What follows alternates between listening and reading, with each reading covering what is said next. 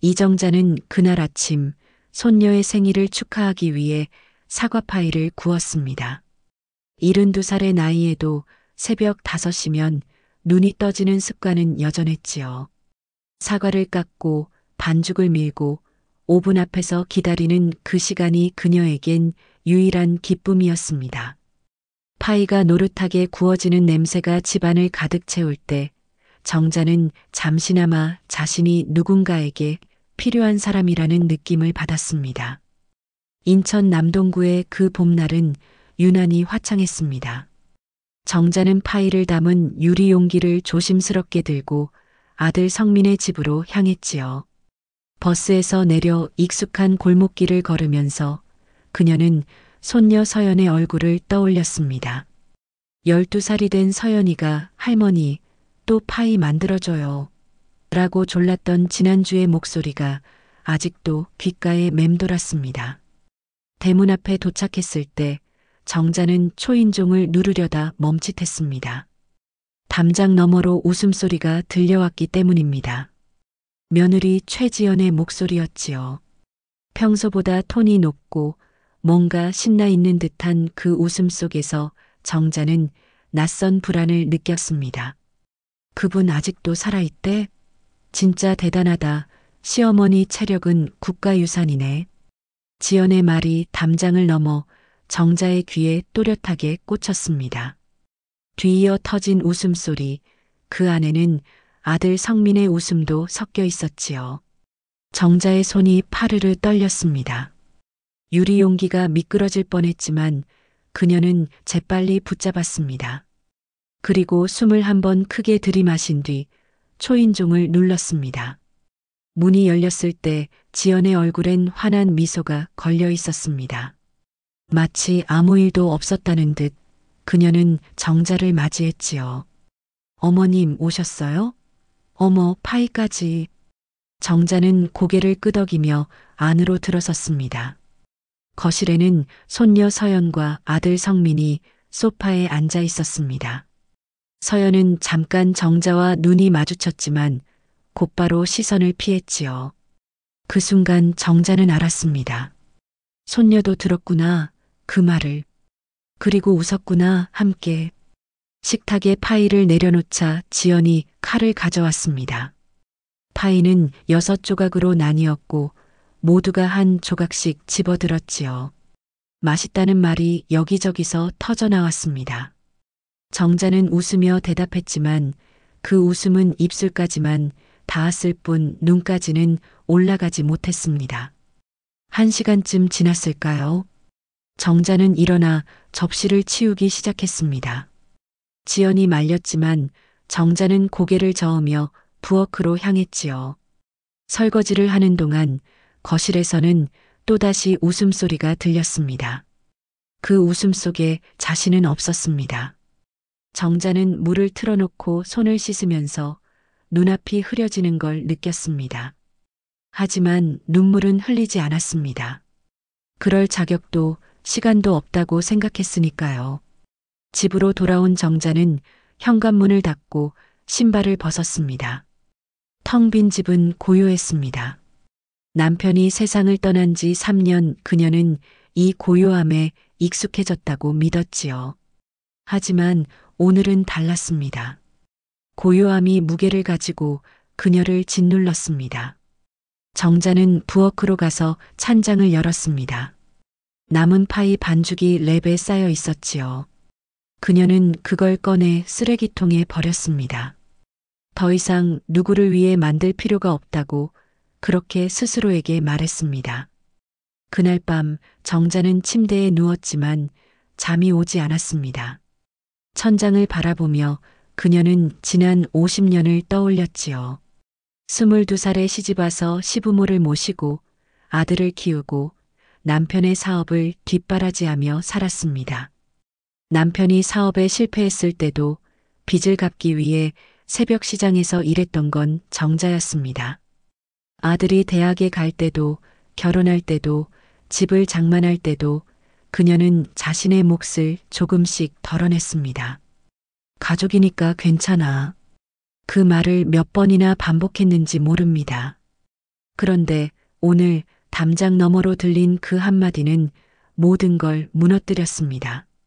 자신이 짐이었다는 걸, 부담이었다는 걸, 그리고 아직 살아있다는 것 자체가 놀라운 일이라는 걸 알게 되었으니까요. 정자는 천천히 몸을 일으켜 앉았습니다. 침대 옆 서랍을 열었지요. 그 안에는 남편이 남긴 낡은 서류함이 있었습니다. 먼지가 쌓인 그 상자를 오랜만에 꺼냈습니다. 뚜껑을 열자 오래된 종이 냄새가 코끝을 스쳤지요. 서류 사이에서 정자는 한 장의 증여 계약서를 발견했습니다. 15년 전 아들이 결혼할 때 전세금으로 준 3천만 원. 그때 변호사 사무실에서 작성한 그 서류가 아직 남아 있었습니다. 무상증여라는 문구가 선명했지요. 정자는 그 종이를 한참 동안 들여다보았습니다. 그 돈은 남편이 생전에 모아둔 퇴직금이었습니다. 암 투병 중이던 남편은 마지막까지 아들 걱정만 했지요. 성민이 결혼하면 집 마련하게 도와줘. 그 말을 유언처럼 남기고 떠났습니다. 정자는 그 약속을 지켰습니다. 전세금을 주고 혼수도 챙기고 신혼집 가구까지 사줬지요. 그 과정에서 자신의 노후 자금은 반 토막이 났지만 후회하지 않았습니다. 가족이니까요. 하지만 지금 이 순간 정자는 처음으로 의문이 들었습니다. 정말 가족이라는 이유만으로 모든 걸 내어줘야 하는 걸까요? 자신의 삶은, 자신의 노후는 도대체 누구를 위한 것일까요? 창밖으로 새벽이 밝아오고 있었습니다. 정자는 서류함을 다시 닫고 부엌으로 향했습니다. 커피를 내리면서 그녀는 조용히 중얼거렸습니다. 이제 그만 나를 위해 살아야겠다. 그 말은 누구에게 하는 것도 아니었습니다. 다짐이었지요. 72년을 살면서 한 번도 스스로에게 던지지 못했던 질문, 그리고 이제야 찾아낸 답이었습니다. 정자는 커피 잔을 들고 창가에 섰습니다. 아침 햇살이 유리창을 통해 들어왔지요. 따스했지만 눈부시기도 했습니다. 그녀는 눈을 가늘게 뜨고 그 빛을 바라보았습니다. 그리고 생각했습니다. 이제 곧 뭔가가 달라질 거라고, 자신이 달라질 거라고. 파이 접시는 텅 비어 있었습니다. 하지만 정자의 마음은 이상하게도 처음으로 무언가로 채워지기 시작했습니다. 그게 분노인지 슬픔인지 아니면 결심인지는 아직 몰랐습니다. 다만 확실한 건 더 이상 예전의 이정자가 아니라는 것이었습니다. 그리고 그날 이후 모든 것이 바뀌기 시작했습니다. 다음 날 아침 정자는 평소보다 일찍 일어났습니다. 어젯밤 거의 잠을 이루지 못했지만 이상하게도 머리는 맑았지요. 그녀는 서랍에서 서류함을 꺼내 거실 탁자 위에 올려놓았습니다. 먼지를 닦아내고 하나하나 서류를 펼쳐보기 시작했습니다. 증여계약서, 통장사본, 보험증권, 그리고 남편이 손수 작성한 재산 목록.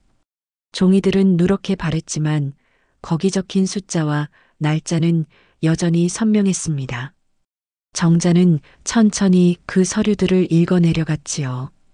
아들 신혼 때 준 전세금 3천만 원, 손녀 학원비로 매달 보낸 50만 원, 명절 때마다 건넨 용돈. 모두 합치면 억대에 가까운 금액이었습니다. 가족이니까 괜찮다. 그때마다 했던 그 말이 이제는 뼈아프게 돌아왔습니다. 정자는 서류를 내려놓고 한참을 멍하니 앉아 있었습니다. 창밖으로는 아침 햇살이 쏟아져 들어왔지만 그녀의 마음은 점점 더 어두워졌지요. 정오쯤 정자는 휴대폰을 들었습니다. 전화번호부를 넘기다가 한 이름에서 멈췄지요. 정미선. 40년 지기 친구이자 은퇴 전 법무사로 일했던 미선이었습니다. 정자는 잠시 망설이다가 통화 버튼을 눌렀습니다. 미선은 바로 받았습니다. 반가운 목소리로 안부를 물었고 정자는 짧게 대답했지요. 그리고는 조심스럽게 물었습니다. 만나서 얘기 좀 할 수 있겠냐고. 미선은 흔쾌히 승낙했습니다. 2시간 뒤 정자는 인천 구월동의 작은 카페에 앉아 있었습니다. 미선이 들어왔을 때 정자는 손을 들어 자리를 알렸지요. 미선은 정자의 얼굴을 보자마자 무언가 잘못됐다는 걸 알아챘습니다. 커피를 주문하고 둘은 구석 자리에 마주 앉았습니다. 정자는 가방에서 서류 몇 장을 꺼냈습니다. 증여 계약서와 통장 사본이었지요. 미선은 안경을 고쳐 쓰고 그 서류들을 찬찬히 살펴보았습니다. 정자는 말없이 기다렸습니다. 미선이 고개를 들었을 때 그녀의 표정은 착잡했습니다. 되돌릴 순 없어도 남은 건 내가 정할 수 있어. 미선의 말은 짧았지만 정자에게는 큰 위안이 되었습니다. 미선은 설명을 이어갔지요. 이미 증여된 재산은 법적으로 되찾을 수 없지만 앞으로의 재산은 정자 마음대로 할 수 있다고. 유언장을 수정하고 통장 명의를 정리하고 보험 수익자를 변경하면 된다고 말했습니다. 정자는 조용히 고개를 끄덕였습니다. 그리고 물었습니다. 그게 복수처럼 보이지 않겠냐고. 미선은 웃으며 대답했습니다. 복수가 아니라 복구라고. 내 인생을 되찾는 거라고. 그날 오후 정자는 미선과 함께 은행을 찾았습니다. 몇 년 전 아들과 공동 명의로 만들어둔 통장이 있었지요. 혹시 모를 일에 대비해서 아들이 쉽게 돈을 찾을 수 있도록 해둔 것이었습니다. 하지만 이제 그럴 필요가 없었습니다. 창구 직원은 공동명의 해지 서류를 건넸습니다. 정자는 떨리는 손으로 서류에 서명했지요. 도장을 찍을 때 손이 잠깐 멈칫했지만 곧 힘을 주어 꾹 눌렀습니다. 빨간 도장 자국이 종이 위에 선명하게 찍혔습니다. 은행 업무를 마치고 나왔을 때 정자는 이상한 기분이 들었습니다. 마치 무거운 짐을 내려놓은 것 같았지요. 미선은 옆에서 정자의 어깨를 토닥였습니다. 수고했다는 말 대신 그냥 웃어주었습니다. 다음 날 정자는 보험사에 전화를 걸었습니다. 남편이 남긴 생명보험의 수익자를 변경하고 싶다고 말했지요. 상담원은 친절하게 절차를 안내했습니다. 서류를 받아보겠다고 했고 정자는 주소를 불러주었습니다. 이틀 뒤 우편으로 서류가 도착했습니다. 정자는 거실 탁자에 앉아 천천히 내용을 읽었습니다. 수익자 변경 신청서. 현재 수익자는 아들 박성민. 새 수익자란에 정자는 펜을 들었습니다. 그리고 적었습니다. 사단법인 여성자립센터. 그 센터는 정자가 몇 년 전부터 소액이나마 후원해온 곳이었습니다. 가정폭력 피해 여성들을 돕고 자립을 지원하는 단체였지요. 정자는 그곳 소식지를 받아볼 때마다 마음이 아팠습니다. 자신보다 더 힘든 사람들이 많다는 걸 알았으니까요. 서류를 작성하고 봉투에 담고 우체통에 넣는 순간까지 정자는 한 번도 망설이지 않았습니다. 이건 옳은 일이라고 스스로에게 말했습니다. 그날 저녁 정자는 오랜만에 제대로 된 저녁을 차렸습니다. 된장찌개를 끓이고 계란말이를 부치고 김치를 꺼냈지요. 혼자 먹는 밥상이었지만 예전처럼 허전하지 않았습니다. 오히려 평온했습니다. 밥을 먹다가 휴대폰이 울렸습니다. 아들 성민이었습니다. 정자는 젓가락을 내려놓고 전화를 받았지요. 성민은 밝은 목소리로 안부를 물었습니다. 엄마 건강은 어떤지, 잘 지내는지 물었습니다. 정자는 잘 지낸다고 대답했습니다. 그리고 성민이 말했습니다. 다음 주에 서연이 학원비가 좀 모자란다고. 혹시 도와줄 수 있겠냐고. 정자는 잠시 침묵했습니다. 예전 같았으면 당연히 그러겠다고 했을 겁니다. 하지만 지금은 달랐습니다. 미안하다, 성민아. 엄마도 요즘 형편이 좀 어렵구나. 정자의 목소리는 담담했습니다. 성민은 당황한 듯 잠시 말이 없더니 괜찮다고 대답했습니다. 알았다고 다른 방법을 찾아보겠다고 했지요. 전화를 끊고 나서 정자는 한참을 가만히 앉아 있었습니다. 가슴이 먹먹했지만 후회는 없었습니다. 다음 날 오전 정자는 공증 사무실을 찾았습니다. 미선이 추천해 준 곳이었지요. 유언장을 새로 작성하기 위해서였습니다. 변호사는 나이 지긋한 여성이었고 정자의 이야기를 조용히 들어주었습니다. 유언장 초안을 보여주자 변호사는 고개를 끄덕였습니다. 법적으로 문제 없다고 했지요. 정자는 그 자리에서 정식 유언장에 서명하고 도장을 찍었습니다. 변호사는 등본을 두 부 출력해 주었습니다. 하나는 정자가 보관하고 하나는 사무실에 보관한다고 했습니다. 사무실을 나오는 길 정자는 가방 속 유언장을 만져보았습니다. 두툼한 종이의 느낌이 낯설었지만 동시에 든든했습니다. 이제 자신의 재산은 자신이 정한 곳으로 간다. 그 생각만으로도 마음이 가벼워졌습니다. 집으로 돌아와 정자는 서류함을 다시 열었습니다. 오래된 서류들 사이에 새 유언장을 끼워 넣었지요. 그리고 상자를 닫으며 조용히 중얼거렸습니다. 복수가 아니라 복구다. 미선의 말이 계속 머릿속을 맴돌았습니다. 정자는 그 말이 마음에 들었습니다. 자신이 하고 있는 일이 미움에서 비롯된 게 아니라 스스로를 지키기 위한 것이라는 걸 알았으니까요. 그날 밤 정자는 침대에 누워 천장을 바라보았습니다. 마음 한편이 여전히 무겁긴 했지만 예전처럼 숨이 막히진 않았습니다. 오히려 천천히 숨을 쉴 수 있었지요. 깊게 고르게. 창밖으로 달빛이 스며들었습니다. 정자는 눈을 감았습니다. 그리고 생각했습니다. 이제 시작이라고.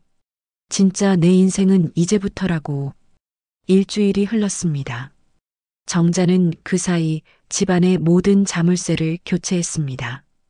현관문, 베란다, 문, 심지어 창문 잠금 장치까지. 철물점 주인은 이유를 묻지 않았고 정자도 설명하지 않았지요. 그저 묵묵히 작업을 지켜보다가 새 열쇠 두 벌을 받아들었습니다. 하나는 자신이 가지고 다른 하나는 이웃 김영자에게 맡겼습니다. 영자는 이 동네에서 10년을 산 정자의 유일한 친구였지요. 열쇠를 건네받으며 영자는 걱정스러운 표정을 지었지만 정자는 괜찮다고 고개를 저었습니다.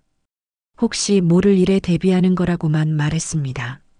새 자물쇠가 달린 첫날 밤 정자는 현관문 앞에 한참을 서 있었습니다. 손잡이를 잡고 문을 열었다 닫았다 반복했지요. 딸깍 딸깍. 자물쇠가 채워지는 소리가 낯설었습니다. 하지만 동시에 안도감이 밀려왔습니다. 이제 누구도 허락 없이는 들어올 수 없다. 그 생각만으로도 마음이 편해졌습니다.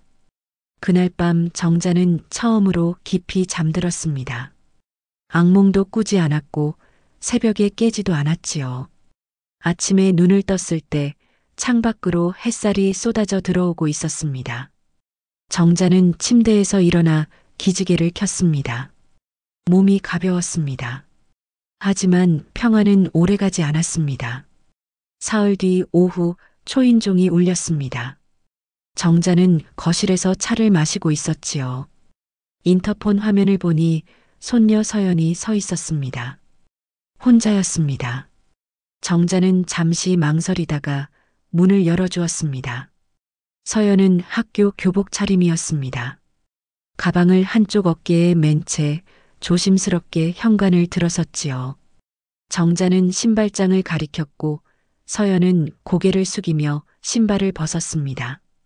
둘은 거실로 갔습니다. 정자는 주스를 따라 서연 앞에 내려놓았습니다. 서연은 감사하다고 작게 중얼거렸지요. 그리고 한참을 말없이 앉아 있었습니다. 정자는 재촉하지 않았습니다. 기다렸습니다. 할머니, 미안해요. 엄마 말 듣고 웃었어요. 서연의 목소리는 떨렸습니다. 고개를 숙인 채 손을 꼭 쥐고 있었지요. 정자는 그 모습을 조용히 바라보았습니다. 화가 나지 않았습니다. 오히려 마음이 아팠습니다. 12살짜리 아이가 어른들의 말에 휩쓸렸을 뿐이라는 걸 알았으니까요.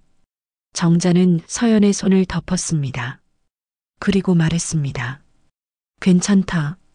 그때는 내가 더 어렸던 거야. 서연이 고개를 들었습니다. 눈가가 붉었지요. 정자는 미소를 지었습니다.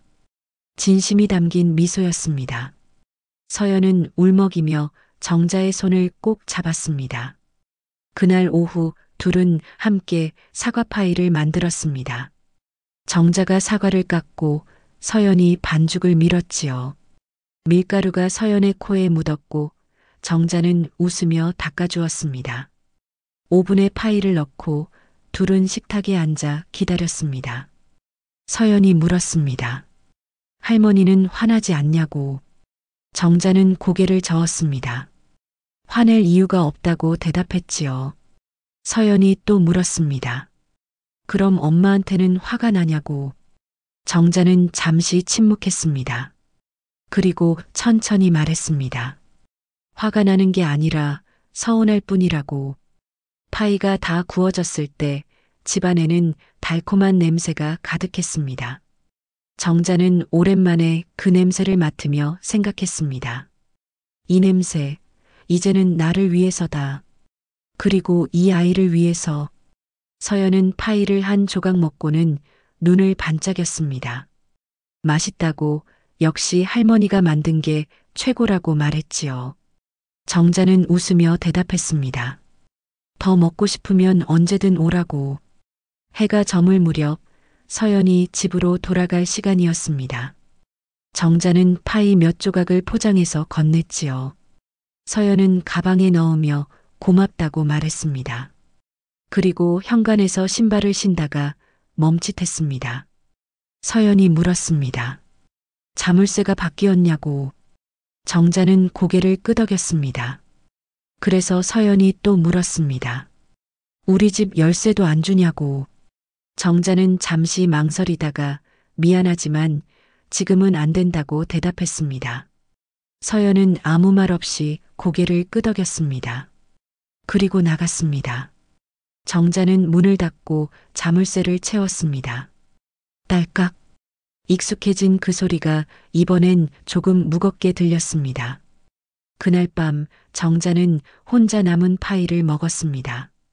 달콤했지만 씁쓸하기도 했지요. 서연을 돌려보내면서 마음 한편이 찢어지는 것 같았습니다. 하지만 어쩔 수 없었습니다.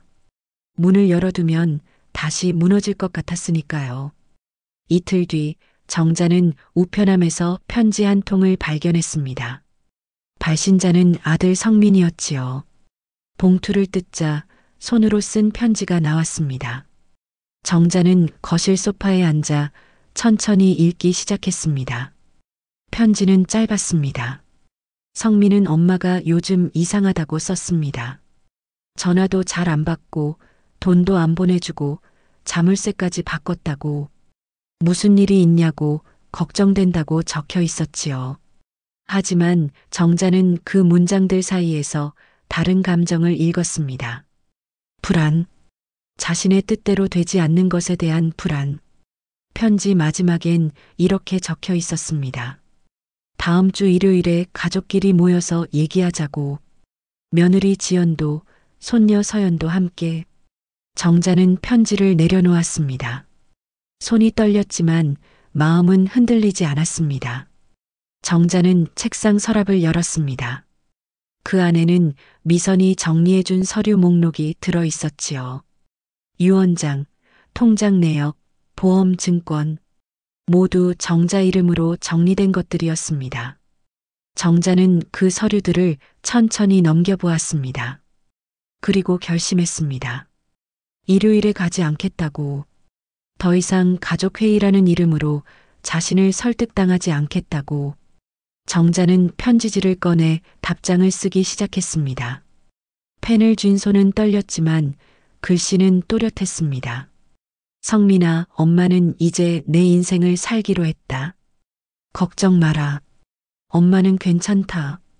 편지를 봉투에 넣고 우표를 붙이고 우체통에 넣는 순간까지 정자는 단 한 번도 뒤돌아보지 않았습니다. 집으로 돌아오는 길, 하늘은 맑았습니다. 정자는 고개를 들어 하늘을 바라보았지요. 구름 한 점 없는 파란 하늘이었습니다. 그날 밤 정자는 침대에 누워 천장을 바라보았습니다. 문은 잠겨 있었고 집은 고요했습니다. 하지만 마음은 어느 때보다 소란스러웠지요. 앞으로 무슨 일이 벌어질까? 아들이, 며느리가 어떤 반응을 보일까? 두려웠습니다. 하지만 동시에 기대되기도 했습니다. 정자는 스스로에게 속삭였습니다. 괜찮다고. 이미 문은 잠갔고 마음은 열었으니까. 이제 두려워할 건 없다고. 창밖으로 달빛이 스며들었습니다. 정자는 눈을 감았습니다. 그리고 처음으로 생각했습니다. 내일은 어떤 날일까? 기대하며. 일요일 오전 정자는 평소처럼 창문을 열고 커피를 내렸습니다. 햇살이 부엌 바닥에 부서졌지요. 오늘이 바로 아들이 말한 가족회의 날이었지만 정자는 집을 나설 생각이 없었습니다. 대신 서랍에서 서류철을 꺼내 거실 탁자 위에 올려놓았습니다. 오후 2시쯤 초인종이 울렸습니다. 예상했던 일이었지요. 인터폰 화면에는 아들 성민과 며느리 지연이 서 있었습니다. 정자는 잠시 화면을 바라보다가 문을 열어주었습니다. 두 사람은 현관에 들어서자마자 분위기가 심상치 않다는 걸 느꼈습니다. 평소처럼 거실로 안내하는 정자의 뒷모습이 달라 보였으니까요. 더 곧게 서 있었고 더 침착해 보였습니다. 거실에 앉자 지연이 먼저 입을 열었습니다. 왜 자물쇠를 바꿨냐고, 왜 연락을 피하냐고 물었지요. 정자는 차분하게 대답했습니다. 내 집이니까 내 마음대로 할 수 있다고. 지연은 당황한 표정을 지었습니다. 성민이 끼어들었습니다. 엄마가 요즘 이상하다고 무슨 일이 있냐고 물었지요. 정자는 웃었습니다. 쓸쓸한 웃음이었습니다. 그리고 말했습니다. 이상한 게 아니라 제정신을 차린 거라고. 지연이 가방에서 뭔가를 꺼냈습니다. 서류였습니다. 은행 통장 공동명의 해지 통지서였지요.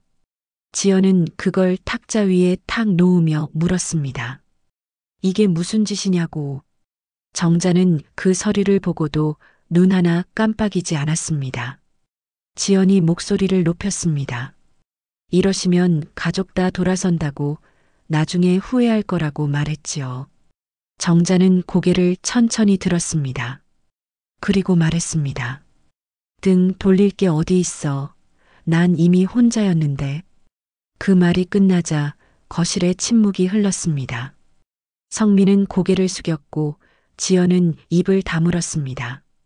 정자는 탁자 위의 서류철을 천천히 열었습니다. 안에는 유언장이 있었습니다. 법적 효력을 갖춘 공증된 유언장이었지요. 정자는 그 첫 장을 펼쳐 보였습니다. 아들 이름은 어디에도 없었습니다. 대신 여성자립센터, 노인복지관, 그리고 손녀 서연의 교육신탁 계좌가 명시되어 있었습니다. 지연이 소리쳤습니다.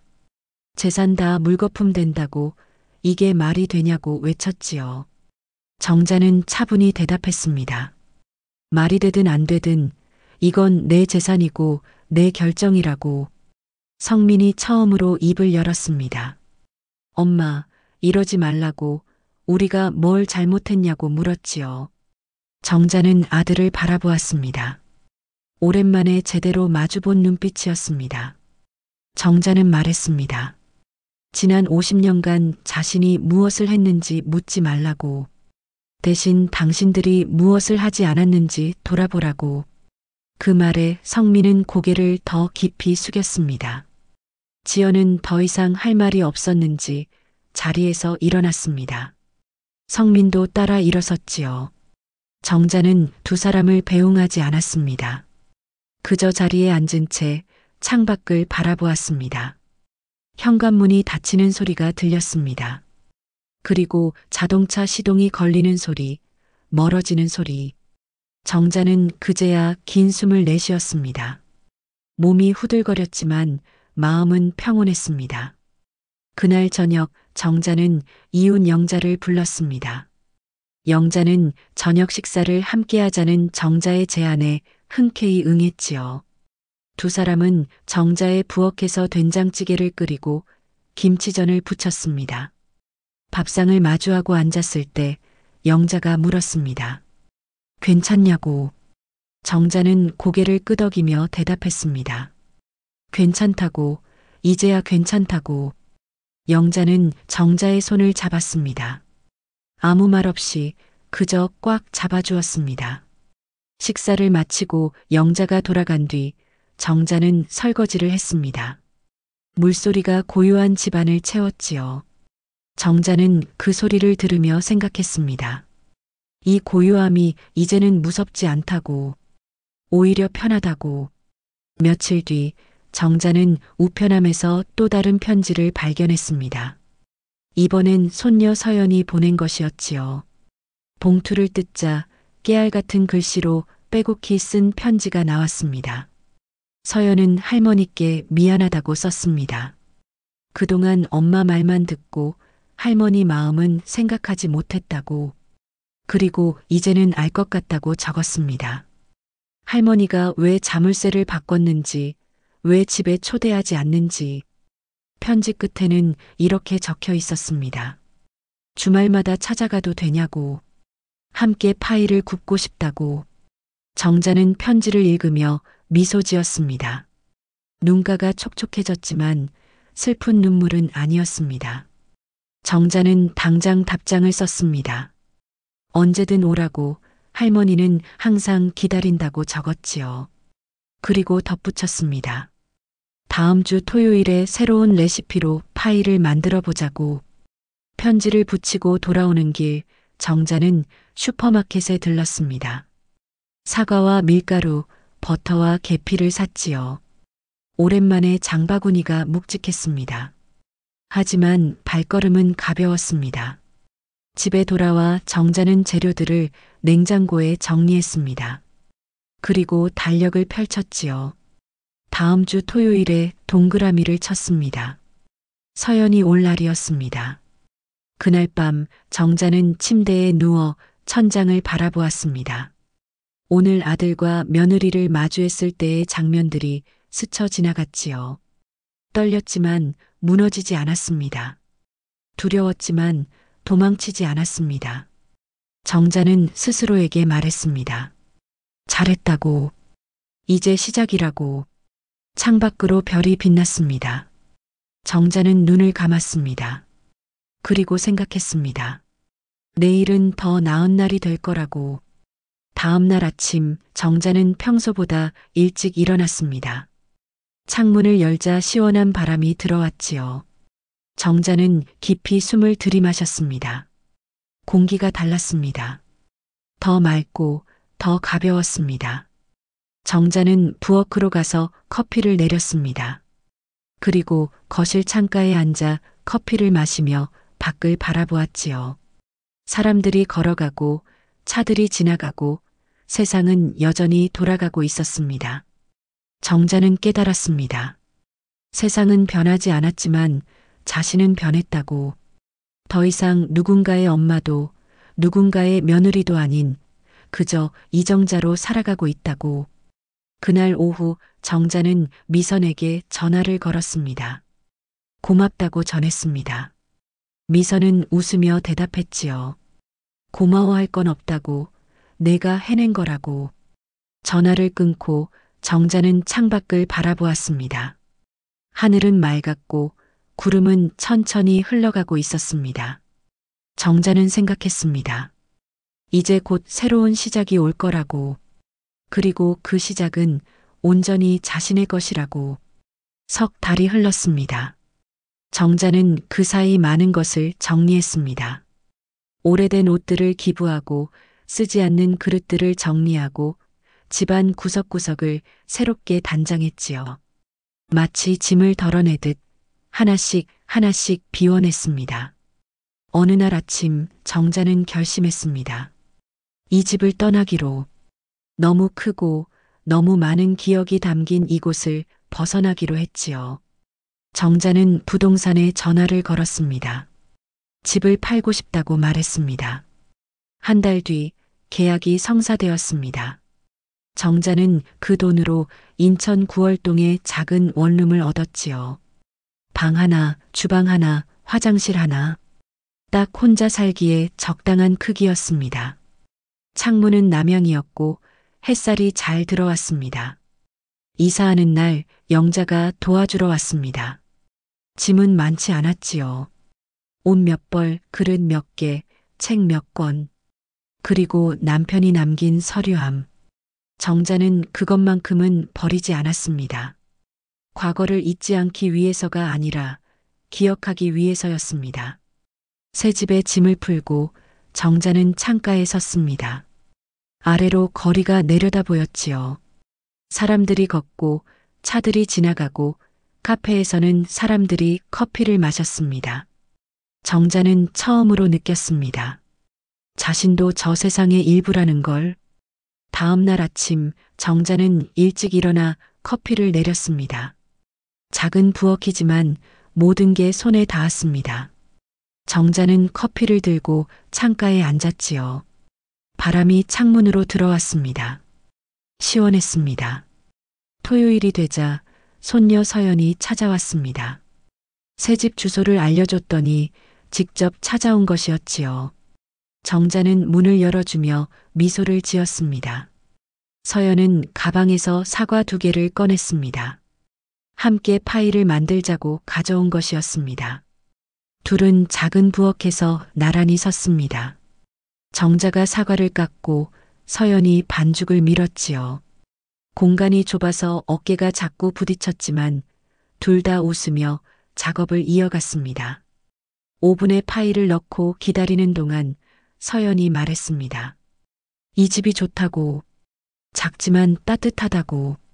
정자는 고개를 끄덕이며 대답했지요. 그래, 이제야 집 같다고. 할머니, 이제야 집 같아요. 서연의 말에 정자는 웃었습니다. 그리고 말했습니다. 그게 바로 진짜 집이지, 마음이 편한 곳. 파이가 다 구워졌을 때 집안에는 달콤한 냄새가 가득했습니다. 정자와 서연은 작은 식탁에 앉아 파이를 나눠 먹었지요. 서연은 한 입 베어 물고는 눈을 감았습니다. 여전히 최고라고 말했습니다. 서연이 돌아간 뒤 정자는 혼자 남은 파이를 먹으며 생각했습니다. 이 달콤함, 이제는 온전히 자신과 사랑하는 사람을 위한 것이라고. 더 이상 의무가 아니라 기쁨이라고. 며칠 뒤 우편함에서 편지 한 통을 발견했습니다. 발신자는 아들 성민이었지요. 정자는 잠시 망설이다가 봉투를 뜯었습니다. 편지는 짧았습니다. 성민은 미안하다고 썼습니다. 너무 늦었다는 것도 안다고. 그동안 엄마를 당연하게 여겼다고, 이제야 깨달았다고 적혀 있었지요. 그리고 마지막에는 이렇게 썼습니다. 언젠가 다시 보고 싶다고. 정자는 편지를 천천히 접었습니다. 그리고 서랍에 넣었지요. 찢지도 않았고 답장을 쓰지도 않았습니다. 다만 조용히 중얼거렸습니다. 미안하다, 아들아. 난 이제 내 자리에서 산다. 그 말은 차갑지 않았습니다. 오히려 평온했지요. 정자는 더 이상 아들을 원망하지 않았습니다. 그저 자신의 삶을 살기로 했을 뿐이었습니다. 다음 날 정자는 여성자립센터에서 연락을 받았습니다. 후원금 감사 인사였지요. 정자는 전화를 받으며 미소 지었습니다. 센터 담당자는 정자의 후원이 얼마나 큰 힘이 되는지 말해주었습니다. 정자는 대답했습니다. 자신이야말로 감사하다고. 그 돈이 제대로 쓰이는 걸 보니 마음이 놓인다고. 담당자는 언제든 센터에 놀러 오라고 했습니다.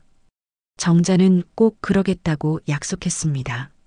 전화를 끊고 정자는 달력을 펼쳤습니다. 다음 주 화요일에 센터 방문 일정을 적었지요. 그리고 덧붙였습니다. 봉사활동 문의. 그날 저녁 정자는 책상 앞에 앉았습니다. 그리고 새 유언장 위에 한 줄을 더 썼습니다. 펜을 든 손은 흔들리지 않았고 글씨는 또렷했습니다. 내가 아직 살아있는 이유, 나를 위해서다. 그 문장을 쓰고 나서 정자는 펜을 내려놓았습니다. 그리고 창밖을 바라보았지요. 해가 지고 있었습니다. 하늘은 붉게 물들었고 구름은 금빛으로 빛났습니다. 정자는 생각했습니다. 72년을 살면서 처음으로 자신을 위해 산다고, 처음으로 자신의 이름으로 선택한다고, 그리고 그게 잘못된 게 아니라는 걸 이제는 안다고. 며칠 뒤 정자는 동네 산책을 나갔습니다. 공원을 지나는데 벤치에 앉은 노인들이 보였지요. 정자는 잠시 멈춰 섰습니다. 그들도 자신처럼 누군가의 부모였고 누군가의 배우자였을 것입니다. 그리고 지금은 그저 자기 자신으로 살아가고 있을 것입니다. 정자는 그들에게 다가가 인사를 건넸습니다. 노인들은 반갑게 자리를 내어주었지요. 정자는 그들 사이에 앉았습니다. 그리고 처음으로 느꼈습니다. 혼자가 아니라는 걸. 해가 저물 무렵 정자는 집으로 돌아왔습니다. 작은 원룸의 문을 열고 들어서자 고요함이 그녀를 맞이했지요. 하지만 그 고요함은 더 이상 외롭지 않았습니다. 오히려 포근했습니다. 정자는 부엌에서 간단한 저녁을 차렸습니다. 밥 한 공기, 김치, 계란 후라이. 혼자 먹는 밥상이었지만 허전하지 않았습니다. 정자는 천천히 밥을 먹으며 생각했습니다. 이게 행복이구나 하고 저녁을 먹고 설거지를 하고 정자는 침대에 누웠습니다. 천장을 바라보며 오늘 하루를 떠올렸지요. 서연과 만든 파이, 센터와의 통화, 공원에서 만난 사람들. 하루하루가 소중했습니다. 정자는 눈을 감았습니다. 그리고 마지막으로 중얼거렸습니다. 고맙다고. 이 나이에 다시 시작할 수 있게 해줘서, 스스로를 선택할 수 있게 해줘서. 창밖으로 달빛이 스며들었습니다. 정자는 편안히 잠들었습니다. 내일은 또 어떤 날이 될까 기대하며, 그리고 확신하며, 그 내일이 온전히 자신의 것이라는 걸. 이정자는 이제 누구의 엄마도 누구의 며느리도 아닌 그저 자기 자신으로 살아갑니다. 72년 만에 찾은 자유, 72년 만에 발견한 자신. 그녀의 두 번째 인생은 이제 막 시작되었습니다. 그리고 그녀는 압니다. 살아있다는 것, 그 자체가 이유가 될 수 있다는 걸. 자신을 위해 사는 것이 가장 아름다운 복수라는 걸.